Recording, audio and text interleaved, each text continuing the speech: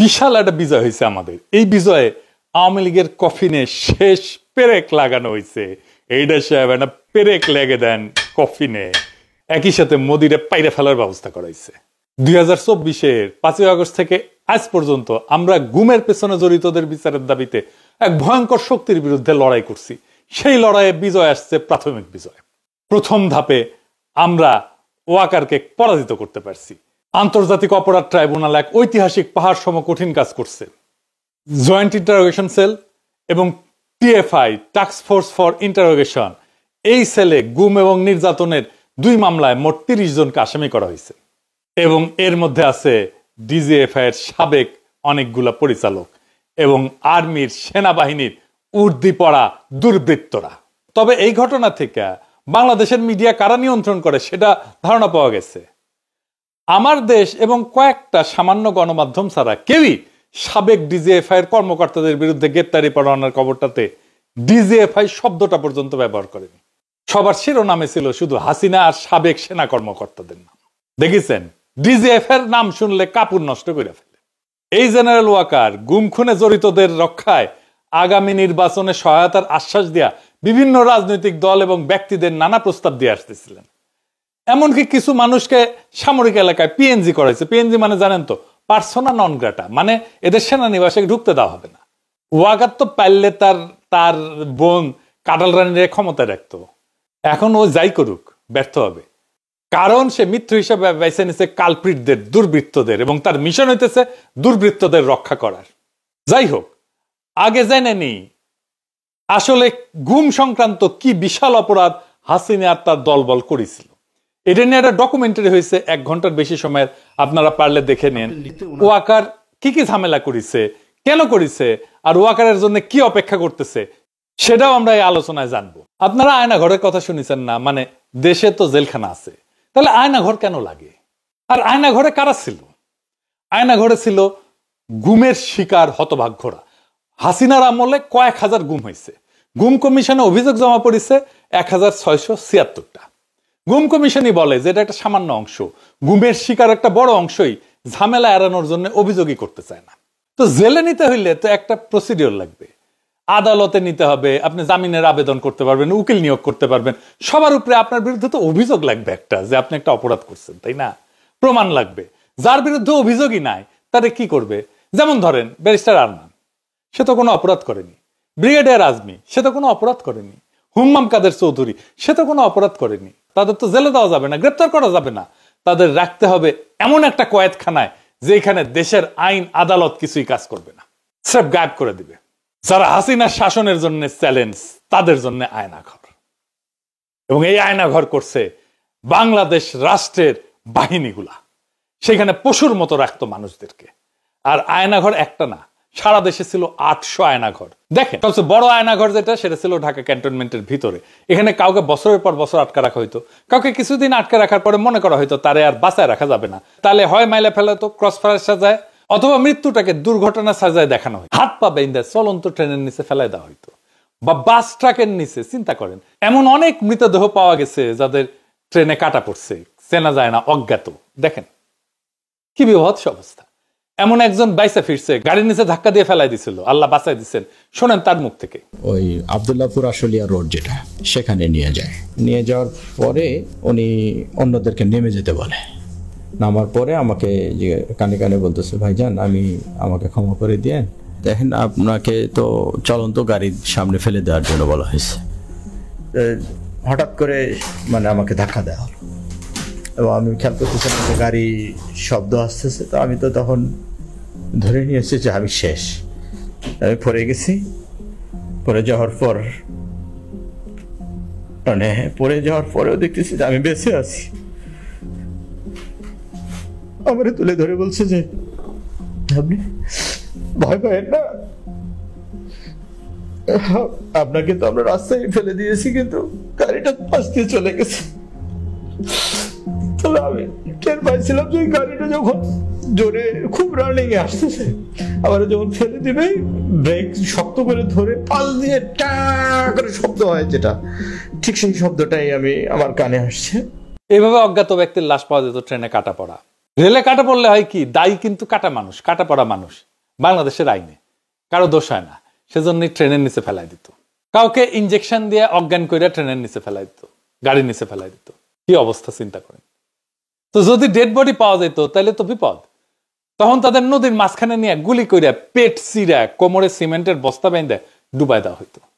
জিয়াউল হাসান নিজের হাতে এরকম মানুষকে মারছে। ঢাকায় সুন্দরবনের দস্যুদের কাছ থেকে উদ্ধার করে একটা ট্রলার ব্যবহার করা হইতো এই কাজে।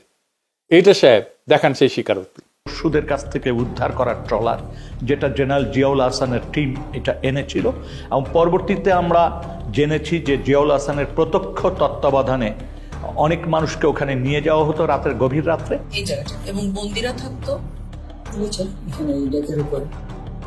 আবার কাউরে ইন্ডিয়া পাচার করা দেওয়া হইতো, যেমন সুখরঞ্জন বালিকে দেওয়া হয়েছিল, সালাউদ্দিন সাহেবকে দেওয়া হয়েছিল রাষ্ট্রীয়ভাবে। এইখানেই ধরা খাবে মোদি আর তার বাহিনী। এইসবের মধ্যে মূল ভূমিকা পালন করছে সেনাবাহিনীর কর্মকর্তারা, দুর্বৃত্ত কর্মকর্তারা। শুধু একটা প্রমোশন, কিছু টাকা পয়সা, কিছু ক্ষমতা, এটার লোভে এইভাবে খুনি হয়ে উঠছিল তারা। তাদের সৈনিক বৃত্তিকে তারা জলাঞ্জলি দিছিল। তারা সৈনিক ছিল না, তারা এখনো সৈনিক না। সেনাবাহিনী এদেরকে পালতে পারে না। আজকে ওয়াকার বলে সেনাবাহিনীর মরাল নষ্ট হবে। ও তো সেনাই না, ওই তো সৈনিকই না।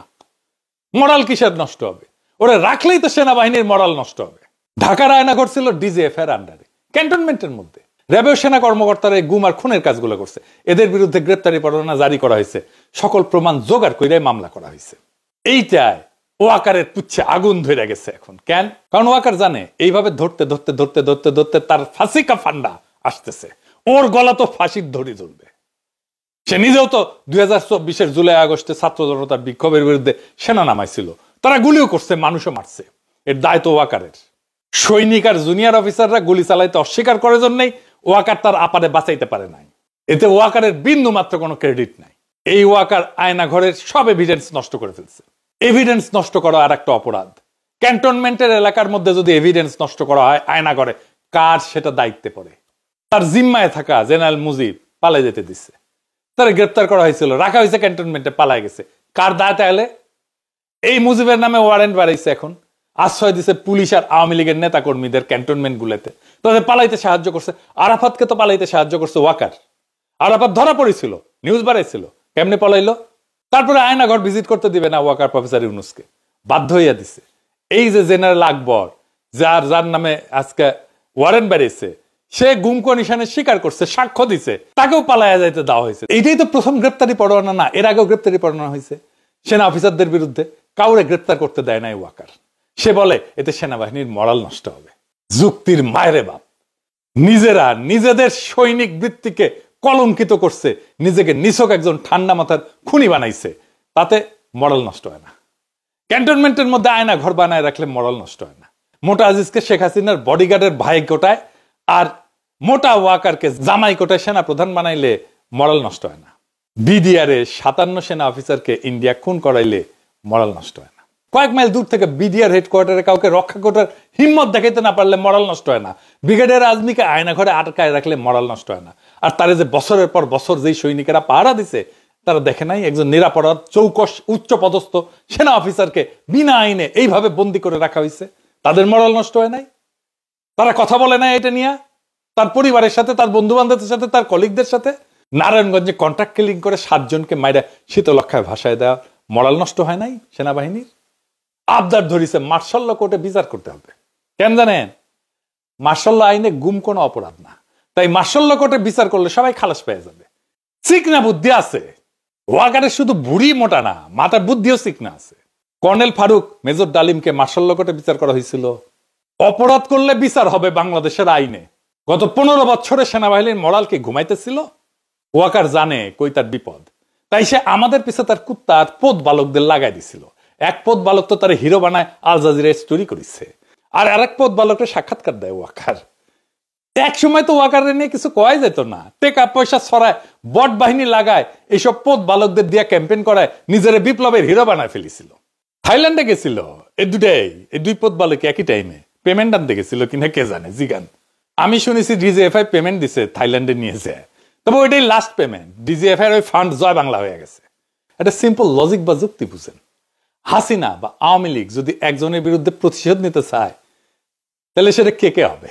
তালিকা করলে আমার নাম তো 1 থেকে 5 নম্বরের মধ্যে থাকবে। হাসিনা নিজে আমার নাম কইছে না, একবার না 2বার কইছে। সে আমার মাইরা ফেলাইতে বলছে, তার বক্তব্যে বলছে না শ্বশুর বাড়ি পাঠাই দিতে। এই যে সুশান্তের সাথে শরীফ আজাদ, ডাক্তার আইজু নামে লাদায়, সে তো আমাকে খুন করার আহ্বান জানাইছে। আচ্ছা এডিটর সাহেব আবার শোনান তো, হাসিনা আমাকে নিয়ে কি কইছে 2বার, এটা শোনান।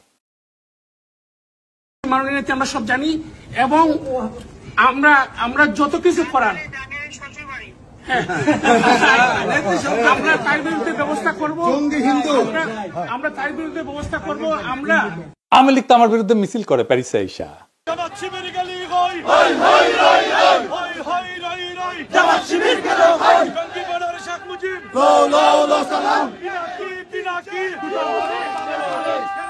ইন্ডিয়ানরা আমার পছন্দ করে, আমার বিরুদ্ধে তো ইন্ডিয়ানরা পর্যন্ত কন্টেন্ট বানায় গালাগালি করে আমার পোস্টে এসে। দেখেন তো নাস্তিক যেগুলো আছে সব কয়টা তো আমার গেলায়, তাই না? বাম যেগুলো আছে সেগুলো তো আমার গেলায়, তাই না? তো তাইলে বাম, ইন্ডিয়া, আওয়ামী লীগ, হাসিনা, নাস্তিক, এই যে গ্র্যান্ড একটা অ্যালায়েন্স, এইগুলো তো আমার শত্রু ঘোষণা করছে। তার মানে আমি গ্রেটার আওয়ামী ইন্ডিয়া যে শক্তি, তার বিরুদ্ধে দাঁড়ায় ফাইট করি। আমার চাইতে বড় অ্যান্টি আওয়ামী আর ভারতীয় আগ্রাসন বিরোধী ভয়েস কয়টা আছে? সারা দুনিয়ায় ভারতীয় পণ্য বয়কট আন্দোলন করেছি, সাকসেসফুল আন্দোলন করেছি। তার মানে আমার পিছে যারা লাগে তাদের ফুয়েল কই থেকে আসে এটা বুঝে নেবার। সব কয়টা ইন্ডিয়ান লেসপেন্সার, এদের মিশন আমারে থামায় দেওয়া, পারে নাই? হ্যাঁ, পারবেও না ইনশাল্লাহ। কারো রাজনীতিটা পরিষ্কার থাকলে তারে থামানো যায় না, এটা তো সহজ কাজ না। যাই হোক, এই ওয়াকার আওয়ামী লীগরে মাঠে নামাইছে তো, সেনাবাহিনী একটা আওয়ামী লীগরে ধরছে, এটাও ধরে নাই। আওয়ামী লীগের মিছিলের পাশ দিয়ে আর্মির গাড়ি যায়, ভিডিও আছে। সেনাবাহিনী প্রেস কনফারেন্স করে, সেখানে হাসিনার গোয়াচাটা সাংবাদিকরা প্রশ্ন করে, বিদেশ থেকে ইউটিউবাররা সেনাবাহিনীর বিরুদ্ধে বিষোদ্গার করে, আপনারা কি করতেছেন? আমি বলে দিই উত্তরে, সাংবাদিকের বাচ্চা বালটা করবে আমাদের। আর সেনা অফিসার যে উত্তর দেয়, গাই করে উত্তর দেয়, আপনারে কইতেছি এইসব প্রশ্নের বালসালের উত্তর দেবেন না। ওই সাংবাদিক তো কখনো প্রশ্ন করলো না হার্পিক মজুমদার যে অস্ত্র হাতে যুদ্ধ করার কথা কইলো রাষ্ট্রের বিরুদ্ধে, এই ব্যাপারে সেনাবাহিনীর মতামত কি? জানেন না এই হার্পিক যে অস্ত্র ধরে যুদ্ধের কথা বলছে, একবার না একাধিকবার বলছে, কইছেন এটা নিয়ে সাংঘাতিক হাসিনার গোয়াচাটা সাংঘাতিক। ওয়াকারের এখন একটাই চিন্তা, যেন বিচারের মুখোমুখি হইতে না হয়। তো ফাইনালি ওয়াকার কি করছে সেটা দেখ। এই জেনারেল পর্যায়ে শীর্ষ দুর্বৃত্ত কর্মকর্তাদের বিরুদ্ধে মামলা করায় খুবই গোসা করিছে জেনারেলরা, পেটমোটা জেনারেলরা। সেনাবাহিনীর টপ অফিসাররা জরুরি সম্মেলন বসছে আজকে যখন রেকর্ড করেছি। ওয়াকার সহ 56 জন জেনারেল এই যে আইসিটি যে আদেশটা করছে, যে আদেশ জারি করছে, তীব্র প্রতিবাদ জানাইছে। পরিস্থিতি অন্যদিকে মোড় নিতে পারে। প্রাক্তন সেনা প্রধানদের আর্মি হেডকোয়ার্টার ডাকা হবে জানা গেছে, এবং প্রাক্তন সেনা প্রধানরা কেউ যাবেন না ওইখানে। এবং এটা নিয়ে যদি কিছু করতে চায় ওয়াকার, তবে প্রফেসর ইউনূসকে আমি বলবো জরুরি ভিত্তিতে দেশবাসীকে অবহিত করার জন্য। ওয়াকার সেনাবাহিনী ইনস্টিটিউটটার এই খুনি জেনারেলদের রক্ষায় নামাবে, এই তার খায়েশ। সে মনে করে তাইলে আসলে সেও রক্ষা পাবে। আমি আজকে কয়ে দিলাম, সেনাবাহিনী এটা করতে গেলে ধ্বংস হয়ে যাবে। এই গুম যারা করছে তাদের সন্তানদের কান্না শোনেন নাই? এডিটর সাহেব শোনান।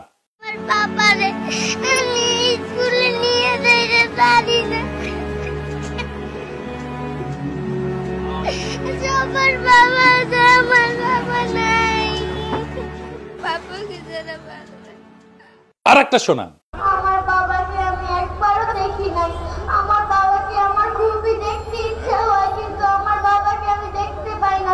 গুমের শিকার সেই হতভাগ্য পরিবারদের অসহায় এতিম সন্তানদের শপথ, সব কয়টারে ফাঁসিতে ঝুলানো হবে, কাউকে ছাড়া হবে না। এই ভয়ানক আওয়ামী লীগ সংগঠনের সাথে যারা আছে তাদের একটাকেও ছাড়া হবে না। এই কান্নার কাফারা আমরা আদায় করে ছাড়বো একদিন না একদিন। ইনকিলাব জিন্দাবাদ।